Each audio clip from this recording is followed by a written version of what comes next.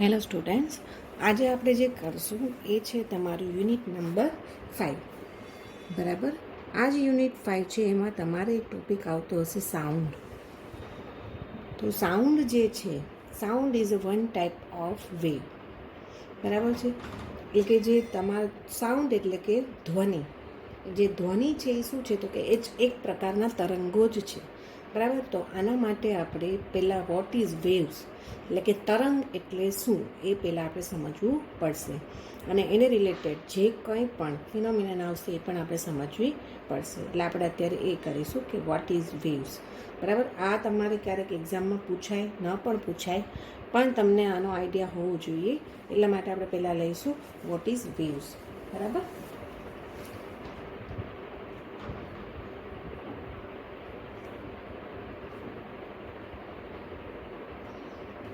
ચાલો, તરંગ એટલે શું?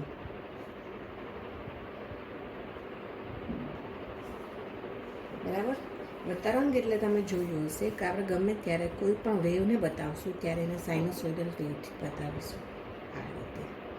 બરાબર. હવે આમાં મતલબ શું થાય એ હું તમને કહી દઉં. વેવ્સ છે એટલે કઈ રીતનું હોય તો કે વેવ્સ જે છે એ બીજું કંઈ નથી પણ મીડિયમનું જે કોઈ પણ વાઇબ્રેશન્સ છે. બરાબર. મીડિયમ પાર્ટિકલ્સના જે વાઇબ્રેશન્સ છે અને એ જે રીતે આગળ એનું પ્રોપગેશન થાય છે, એટલે કે વાઇબ્રેશન્સ એટલે કે કણ, માધ્યમના કણનું કંપન, અને એ માધ્યમમાં જે આગળ પ્રસરે છે એને આપણે તરંગ કહીશું. બરાબર. હજુ પણ તમને ખ્યાલ નહીં આવ્યો એટલે હજુ એકવાર કહી દઉં કે આપણે જ્યારે કોઈ પણ માધ્યમ લઈએ, ધારો કે હવા લઈએ. બરાબર. અથવા તમને એકદમ સરસ એક ઉદાહરણ આપું, એક્ઝામ્પલ આપું કે આપણે કોઈ પણ દોરી છે. બરાબર છે. એની એક સાઈડથી આપણે બાંધેલી છે, બીજી સાઈડથી આપણે ઓપન રાખી અને હાથથી આમ ઉપર નીચે મૂવમેન્ટ આપશું. બરાબર. ને ઉપર નીચે આમ હલાવશું તો શું થશે તો કે એમાં તમે જોયું હશે તો તમને આમ વેવ જેવું દેખાશે, આવો જ વેવ દેખાશે. હવે એમાં શું થશે તો કે આ જે દોરી છે, દોરી એટલે કે તમારું જે તમે જે અહીંયા ટાઈપ કરેલી છે ને અહીંયાથી તમે એને શું કરો છો તો કે અપ એન્ડ ડાઉન ડાયરેક્શનમાં એને મૂવમેન્ટ આપો છો. તો શું થશે તો તમને દોરી આ રીતે તમને વાઇબ્રેશન્સ એટલે આ રીતે કે તમને વેવ્સમાં દેખાશે.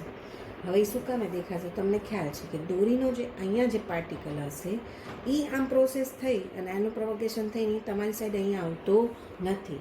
તમારી સાઈડ આ રીતે શું આવે છે તો કે વાઇબ્રેશન્સ આવે છે આ રીતે.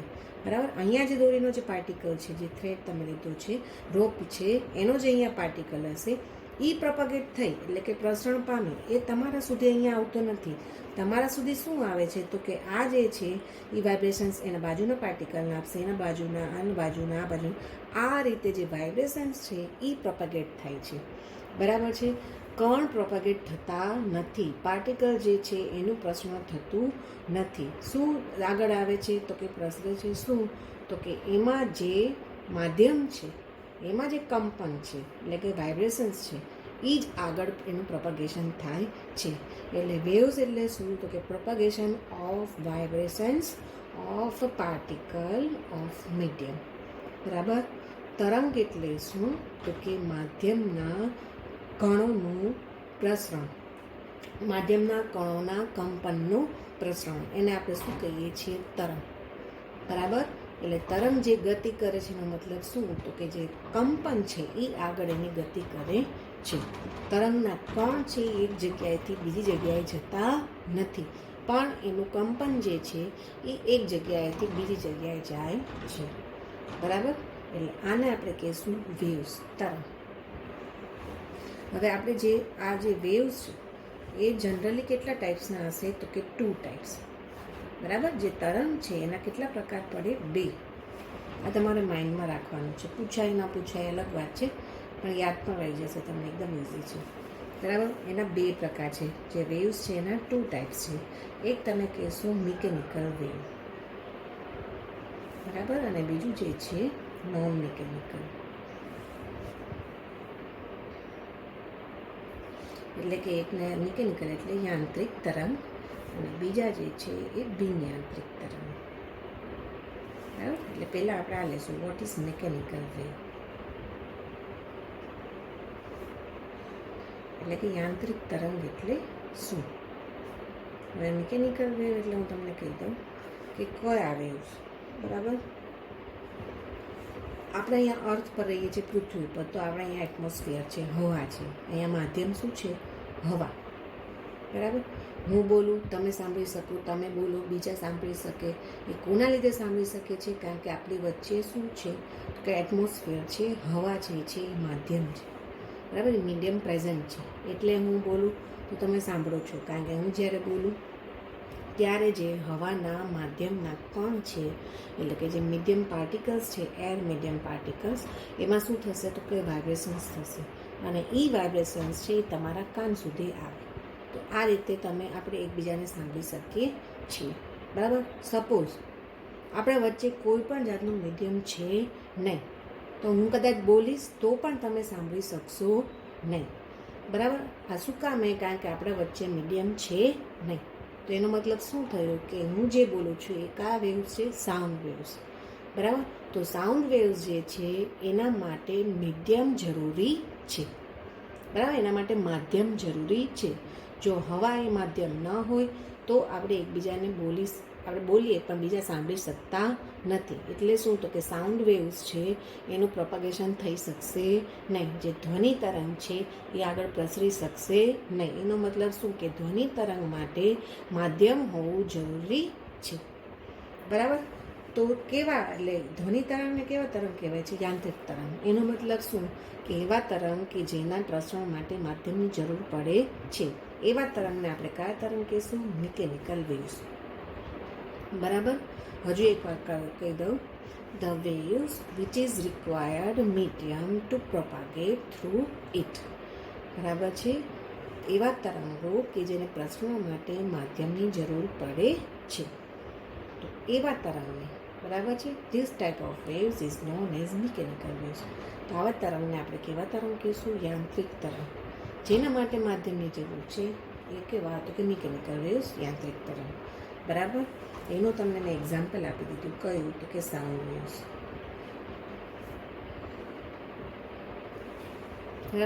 જ્યાં મીડિયમ નહીં હોય તો ત્યાં સાઉન્ડ વેવ્સ પણ આપણે એકબીજાને સાંભળી શકીશું નહીં, બરાબર. હવે જે છે મિકેનિકલ વેવ, બરાબર. મતલબ અહીંયા શું છે તો કે need required medium to travel, બરાબર. Non mechanical means do not require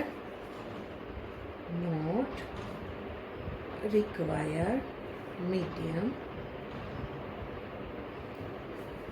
બરાબર. નોટ રિક્વાયર મીડિયમ એટલે એને માધ્યમની જરૂર નથી. તો આ કયા વેવ છે તો કે એનર્જી વેવ. આનો એક્ઝામ્પલ શું તો કે એનર્જી વેવ. એને ક્યારેય મીડિયમની જરૂર પડતી નથી. તો આનું કયું એક્ઝામ્પલ તો કે સનલાઇટ. આપણે જે છે સનલાઇટને આપણે ઇલેક્ટ્રોમેગ્નેટિક વેવ્સ પણ કહીએ છીએ. એટલે જે ઇલેક્ટ્રોમેગ્નેટિક વેવ્સ છે, જે સૂર્યપ્રકાશ છે આપણો, એમાંથી જે લાઇટ આવે છે એ જે વેવ્સ છે એને આપણે કહીશું ઇલેક્ટ્રોમેગ્નેટિક વેવ્સ, એટલે કે વિદ્યુત ચુંબકીય તરંગો.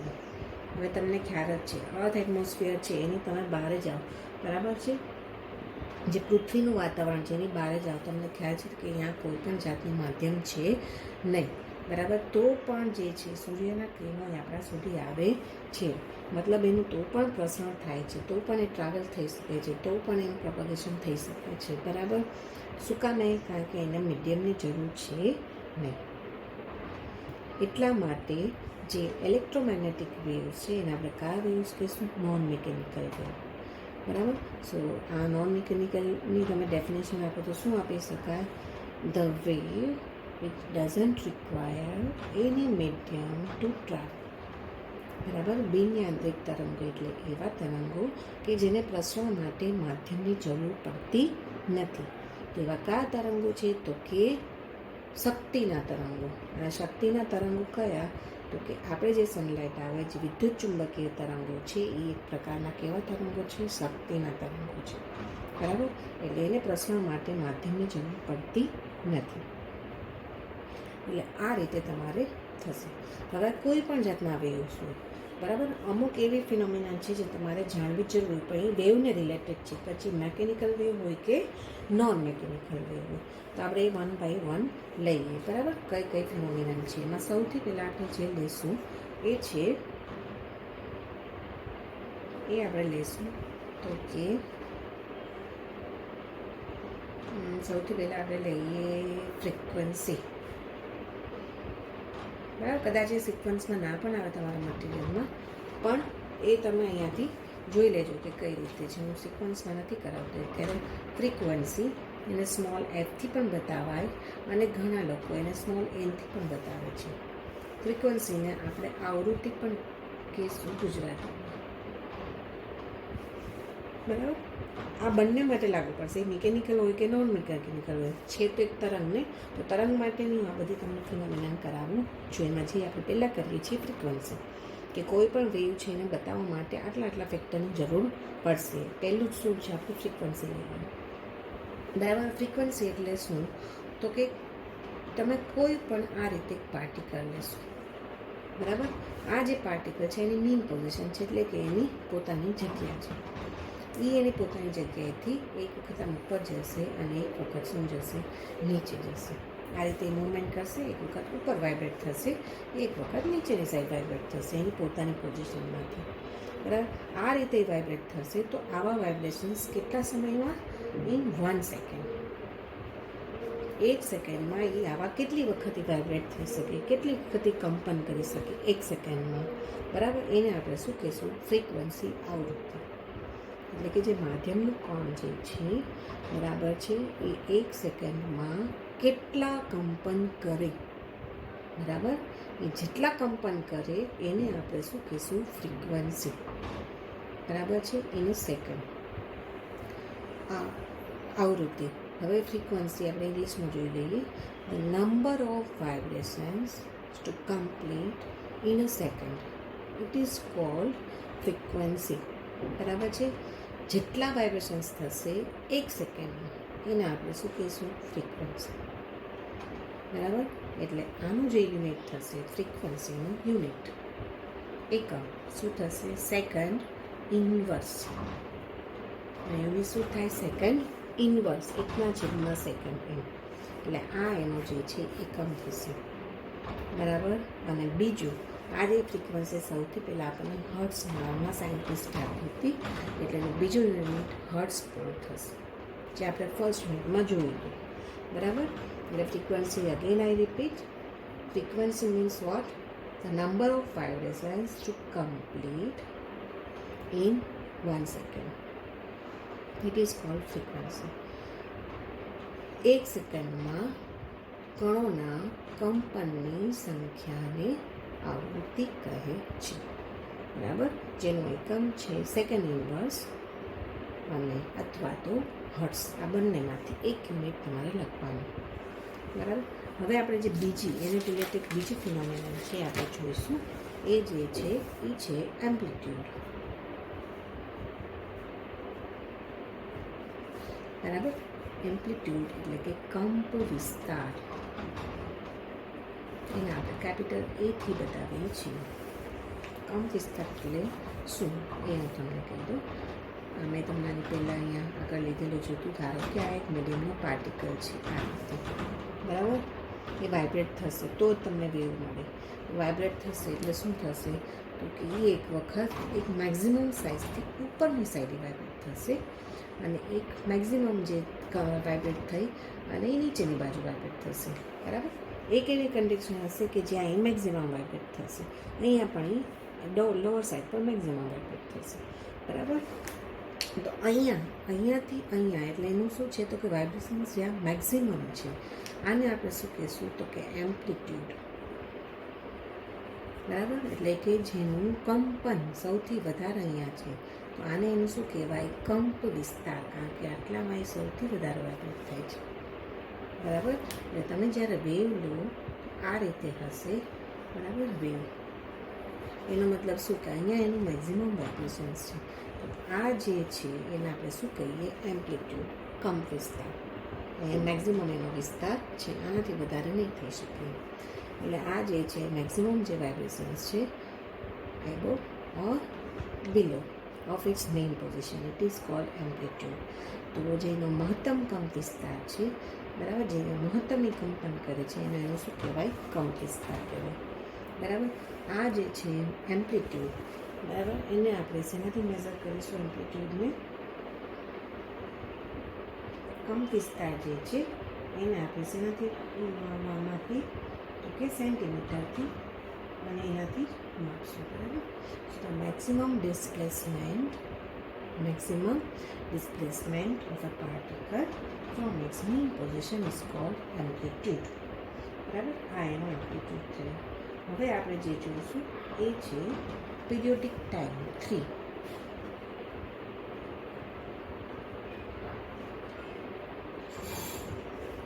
એટલે કે આવર્તકાળ. એને કેપિટલ ટીથી બતાવીએ. બરાબર. એને આપણે કેપિટલ ટીથી બતાવીશું. એટલે શું? કે પીરિયોડિક ટાઈમ, આવર્તકાળ. એ થોડું ફ્રીક્વન્સી જેવું જ છે, પણ શું હું તમને કહી દઉં. બરાબર. એક અહીંયા પાર્ટિકલ છે, એક વખત ઉપર જશે, એક વખતે નીચે વાઇબ્રેટ થશે. બરાબર. એનો મતલબ શું થયું? તો કે એક વાઇબ્રેશન એને કમ્પ્લીટ કર્યું. થાય ને? જે પાર્ટિકલ જે છે એની મેઇન પોઝિશનથી એકવાર ઉપરની બાજુએ વાઇબ્રેટ થશે, એક વખત નીચેની બાજુ વાઇબ્રેટ થશે. મતલબ શું? તો કે એક કમ્પ્લીટ વાઇબ્રેટ થઈ ગયું, એક એની વાઇબ્રેશનની સાયકલ એક કમ્પ્લીટ થઈ. તો એના માટે જે લાગે ટાઈમ, એને શું આપણે કહીશું? પીરિયોડિક ટાઈમ, આવર્તકાળ. બરાબર છે. It is the time required to complete one vibrations. One એટલે એક વખત ઉપર, એક વખત નીચે, ને વન વાઇબ્રેશન્સ કહેવાય. એક કંપન. એક કંપન પૂરું થવા માટે કણને લાગતા સમયને આવર્તકાળ કહે છે. અને આનો જે એકમ થશે, યુનિટ, એ થશે સેકન્ડ. આનો એકમ શું થશે? સેકન્ડ. બરાબર. Periodic time means the time which is required for a particle to complete one vibration. It is called periodic time. બરાબર. માધ્યમના કણને એની જગ્યાએથી એક કંપન પૂરું કરવા માટે લાગતા સમયને આવર્તકાળ કહે છે, જેને કેપિટલ ટીથી દર્શાવવામાં આવે છે. એન્ડ ઇટ્સ યુનિટ, એનો એકમ જે છે એ શું છે? સેકન્ડ. બરાબર. આપણે 3 કર્યા. હવે જે આવે છે એ છે વેવલેન્થ. બરાબર. આની પહેલાં હું તમને એક વસ્તુ કહી દઉં કે ટી અને frequency they are reciprocal to each other. Reciprocal એટલે એકબીજાના વ્યસ્ત છે. બરાબર. ટી અને એફ અને ટી બંને એકબીજાના શું છે? વ્યસ્ત. બરાબર. એટલે ટી હોય ત્યાં તમે 1/8 મૂકી શકો, એફ હોય ત્યાં તમે 1/t મૂકી શકશો. બરાબર. આવું જ્યારે ક્યારેક ન્યુમેરિકલ્સમાં આવે તો તમને ખ્યાલ આવે. આવર્તકાળ અને આવૃત્તિ એ બંને એકબીજાના કેવા છે? વ્યસ્ત છે. Periodic time and frequency they are reciprocal to each other. Okay, now the fourth is wavelength. એટલે તરંગ લંબાઈ. wavelength એટલે તરંગ લંબાઈ. It is denoted by, wavelength is denoted by lambda.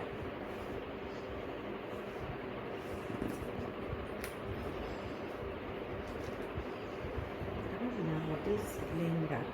Wavelength. ચાલો અહીંયા હું એક આ રીતે વેવ ડ્રો કરું. એની એક સાયકલ કમ્પ્લીટ થઈ કહેવાય.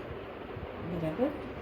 અહીંયાથી જે પાર્ટિકલ છે એને બીજી સાયકલ આવે તો વાઇબ્રેશન્સ આ રીતે થશે આગળ. બરાબર. આ રીતે આગળ જતા હોય વાઇબ્રેશન્સ. હવે તમે જોશો તો અહીંયા જે હું પાર્ટિકલ લઉં, સપોઝ અહીંયા હું એક પાર્ટિકલ લઉં છું. બરાબર. અને તો અહીંયા જો હું લેતી હોય તો એને સેમ ફેસ એટલે કે એની સરખી જ કલરમાં બીજું તમને કયું પાર્ટિકલ દેખાય? અહીંયા. બરાબર. તો આ બંને વચ્ચેનું ડિસ્ટન્સ બંને સરખી કળામાં છે ને, બે એક જ જગ્યાએ છે. જો ઉપરની બાજુ બેનું કેવું તો કે એમ્પ્લિટ્યૂડ પણ સરખું, બરાબર, અને એનું વાઇબ્રેશન્સ પણ સરખું. તો આ બંને જે શું છે તો કે સેમ ફેઝ કહેવાય. સેમ ફેઝ હોય, બરાબર. અને પાછા કેવું કોન્ઝિક્યુટિવ છે, એક પછી એક, કારણ કે આ એક પાર્ટિકલનું વાઇબ્રેશન્સ છે, અહીંયા બીજા પાર્ટિકલનું વાઇબ્રેશન્સ ચાલુ થયું. બરાબર. એટલે એક આ રીતે વાઇબ્રેટ થયું એના પછી બીજું વાઇબ્રેટ થયું. તો કે આ બે પાર્ટિકલ છે. તો પાર્ટિકલ સેમ ફેઝમાં હશે અને એ પણ કેવા બાજુના પાર્ટિકલ, બાજુના કણ, કોન્ઝિક્યુટિવ એટલે કે ક્રમિક કણ. તો આ બંને સેમ ફેઝ કહેવાશે. તો આ બંને વચ્ચેનું જે ડિસ્ટન્સ છે એને શું કહેવાશે? Lambda wavelength. બરાબર. હવે તમને એમ થાય ના મારે અહીં નથી લેવું, મારે આ લેવું છે, અહીંયા જે પાર્ટિકલ છે એનું વાઇબ્રેશન છે. તો અહીંયા હું લઉં તો અહીંયા મારે સેમ ફેઝ કયો થશે? એનો અહીંયા. બરાબર. તો આ બંને વચ્ચેનું ડિસ્ટન્સ કેટલું થશે? લેમ્બડા. તમે ગમે તે જગ્યાથી લેશો સરખું જ આવશે લેમ્બડા. બરાબર. કોઈ કહેશે કે ના ના મારે ત્યાંથી નહીં, મારે અહીંયાથી લેવું છે, અહીંયાથી અહીંયા. તો થયું બંને સેમ ફેઝ, તો પણ આ કેટલું થશે? લેમ્બડા છે. બરાબર. કોઈ કે ના ના મારે એ નહીં, અહીંયા લેવું છે, તો કે અહીંયાથી તમે અહીંયા લો, આ બંને સેમ ફેઝ થશે. બરાબર. તો અહીંયાથી અહીંયા વચ્ચેનું ડિસ્ટન્સ એ કેટલું થશે? લેમ્બડા. બરાબર. દરેક જગ્યાએથી તમે લઈ શકો, પણ એમાં કન્ડિશન શું છે? તો કે ફેઝ એટલે એની કલા સરખી હોવી જોઈએ. તમને એમ થાય કલા એટલે શું? તો કે કલા એટલે કે એની જગ્યાએથી જે પાર્ટિકલ જે છે એ ટાઈમ સાથે કઈ રીતે વર્તન કરે છે, કે એ સમય સાથે ઉપરની બાજુ ગયું તો કેટલા અંતરે ગયું. બરાબર. એને કળા કહેવાય. તો આ જે પાર્ટિકલ છે અહીંયા હોય તો એની સાથે સરખી કળામાં, એની સાથે જ એની સાથે જે કંપન કરે એવું કયું છે? તો કે એની બાજુનું આ જ કણ છે. બરાબર. અને બાજુનું જ લેવાનું, તો જ એને વેવલેન્થ કહેવાય. તમે એમ કહો કે ના ના મારે આ જે સેમ ફેઝ છે અને અહીંયા હું સેમ ફેઝ એનો લઉં અને આટલું ડિસ્ટન્સ મેઝર કરું, તો એને વેવલેન્થ કહેવાશે નહીં. ક્રમિક હોવા જોઈએ. કણ કેવા હોવો જોઈએ? ક્રમિક, કોન્ઝિક્યુટિવ. બરાબર. તો જ એને શું કહેવાશે? તો કે વેવલેન્થ. બરાબર. એટલે તમારામાં જે ડેફિનેશન આપેલી છે એ તો આપણે જોઈએ. એ કઈ રીતે આપેલી છે? The distance between two consecutive particles in the same phase. બરાબર. એટલે આ રીતે કે આ કોઈ એક વેવ છે. બરાબર. આ એક પાર્ટિકલનું કમ્પ્લીટ થયું, પછી અહીંયાથી કયું ચાલુ થશે? બીજા પાર્ટિકલનું. તો કોન્ઝિક્યુટિવ પાર્ટિકલ્સ એક આ થશે અને એક અહીંયા. બરાબર.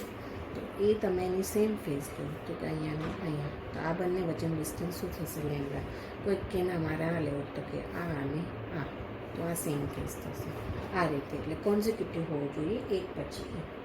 બરાબર. The distance between two consecutive particles in same phase is called wavelength. બરાબર છે. એક જ કલામાં કંપન કરતા બે ક્રમિક કણો વચ્ચેનું અંતરને શું કહેવાશે? તરંગ લંબાઈ. અને એને લેમ્બડાથી બતાવાય એનો યુનિટ થશે એંગસ્ટ્રોમ. એની પર આ રીતે મેંદો કરવા એને એંગસ્ટ્રોમ કહેવાય. બરાબર. પછી એનો બીજો એકમ છે મીટર, અને ક્યારેક એને આપણે નેનોમીટરથી પણ બતાવીએ છીએ. એટલે આમાંથી ગમે તે એનો એક એકમ થશે. એંગસ્ટ્રોમ, મીટર અથવા તો નેનોમીટર, ત્રણમાંથી ગમે તે એક લખી શકો તમે. બરાબર. હવે સાઉન્ડની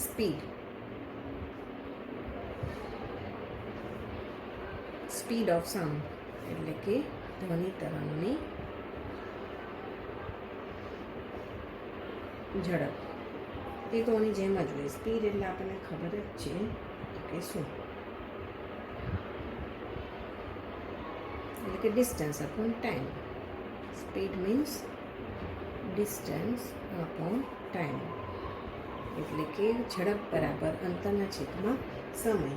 તો આનો યુનિટ તો તમને ઓટોમેટિક ખ્યાલ હશે. Distance is measured in metre, time is measured in second. So speed unit is metre per second. Definition as it is, જે આપણે સ્પીડ માટે જે ઓબ્જેક્ટ માટે લઈએ એવી જ એની ડેફિનેશન થશે. એટલે એમાં કંઈ તમને ડિટેલમાં સમજાવવાની જરૂર નથી. બરાબર. હજુ એક રિલેશન છે. એ શું છે? તો કે રિલેશન બિટવીન શું? તો કે વેલોસિટી એટલે કે વેલોસિટી એટલે વેગ, વેલોસિટી, વેવલેન્થ એટલે કે તરંગ લંબાઈ એન્ડ ફ્રીક્વન્સી એટલે કે આવૃત્તિ. બરાબર. કોનો વચ્ચેનો સંબંધ? તો કે વેગ તરંગ લંબાઈ અને આવૃત્તિ વચ્ચેનો સંબંધ.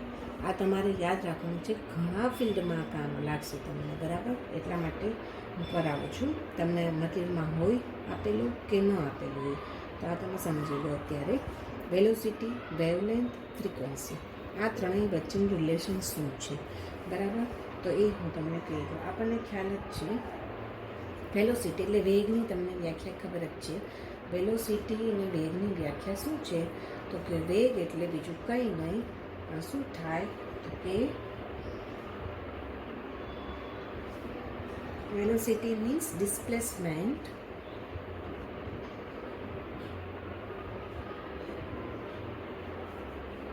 Upon time. આવું હશે વેગનું, એટલે કે ડિસ્ટન્સ ટ્રાવેલ. ડિસ્પ્લેસમેન્ટ એટલે અહીંયા વેવ છે એટલે ડિસ્ટન્સ ટ્રાવેલ્ડ એવું હશે, બરાબર? આ રીતે ડિસ્પ્લેસમેન્ટ કહો કે ડિસ્ટન્સ ટ્રાવેલ કહો, આ રીતે ચાલે, બરાબર? તો વેગ બરાબર શું થશે? Distance travel upon time. તો વેગને આપણે ખબર જ છે, સ્મોલ વીથી બતાવીએ છીએ, બરાબર? હવે ડિસ્ટન્સ ટ્રાવેલ તો આપણે આ તરંગના માટે લઈએ, કોના માટે લઈએ? તરંગ, વેવ્સ માટે લઈએ. તો એમાં આપણે જે ડિસ્ટન્સ ટ્રાવેલ, તો આ રીતે આ લેન્થ આપણે શેનાથી બતાવીએ છીએ? એને લેમ્બડાથી બતાવીએ છીએ, બરાબર? આખું જે ડિસ્ટન્સ છે એને આપણે શેનાથી બતાવીએ છીએ? વેવ્સ માટે એને લેમ્બડાથી બતાવીએ છીએ. ડિસ્ટન્સ ટ્રાવેલ આપણે શેનાથી બતાવીશું? લેમ્બડાથી, બરાબર? અને ટાઈમ, એ આપણે ટાઈમ અહીંયા જે લઈએ છીએ આવર્તકાળ, પિરિયોડિક ટાઈમ છે, એટલે એને કેપિટલ ટીથી બતાવીશું, બરાબર? તો આ રિલેશન થઈ ગયું. તો શું? તો કે આ છે વેલોસિટી, લેમ્બડા જે છે વેવલેન્થ, કારણ કે લેન્થ અત્યારે શું છે? વેવની છે, એટલે આપણે વેવલેન્થ લઈશું એ લેમ્બડા. અને ટાઈમ, આપણા માટે ટાઈમ જે છે એ આ ઇક્વેશન ઉપરથી આપણે એનો આવર્તકાળ કહીએ. હવે તમને ખબર જ છે, મેં આગળ પણ તમને સમજાવેલું હતું કે 1/t બરાબર તમે એફ લખી શકો, કારણ કે બંને એકબીજાના કેવા છે? વ્યસ્ત છે, રેસિપ્રોકલ છે, એટલા માટે.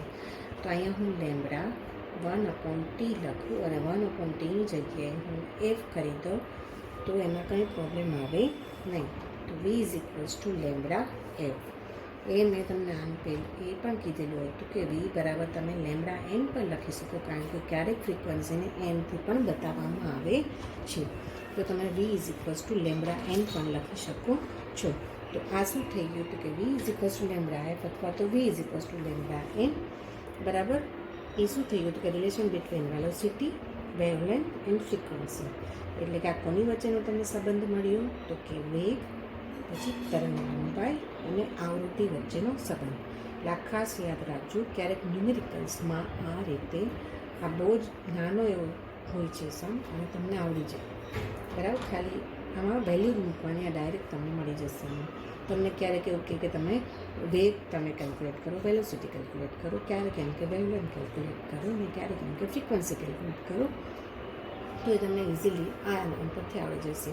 v = lambda F. ક્લિયર? તો અહીંયા સુધી આપણે રાખીએ છીએ, અને પછીનો નેક્સ્ટ ટોપિક આપણે પછી કરશું નેક્સ્ટ લેક્ચરમાં.